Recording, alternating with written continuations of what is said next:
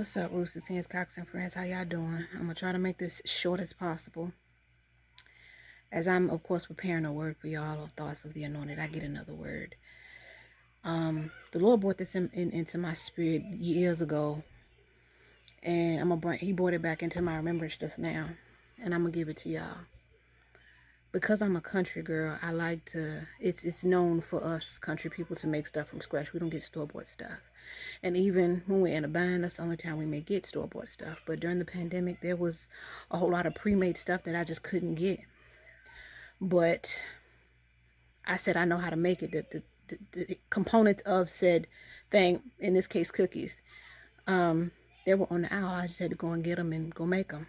And this dropped in my spirit. He said, most people will try to do the quick and easy route. They will waste gas going from store to store to try to find the pre-made cookies versus just going to the aisle and getting the flour, the eggs, the vanilla, the sugar. And then doing so, traveling from store to store, they end up in places they should not be in, suffering the consequences of being in that place in that time when they should not have been there, when they should have just went to the aisle and got the ingredients to make it from scratch.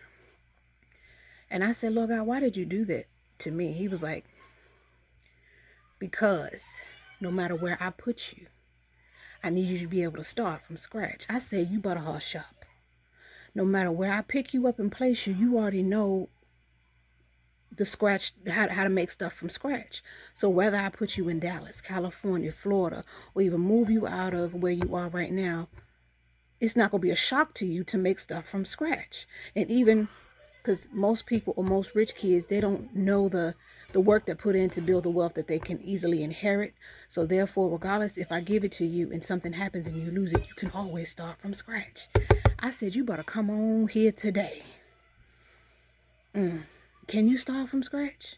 Do you know how to make something out of nothing, so to speak? Can you take the eggs, the flour, the butter, the chocolate chips, or even this flavor and this seasoning? Can you put something together and create something that feeds not only yourself, but somebody else, the multitude?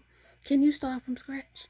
If you can't start from scratch, then you're one paycheck away from, you can't easily pick yourself up and go from here to there and be able to start over, because you can be like, oh, that takes too much. That take too much or too long. I don't want to do that.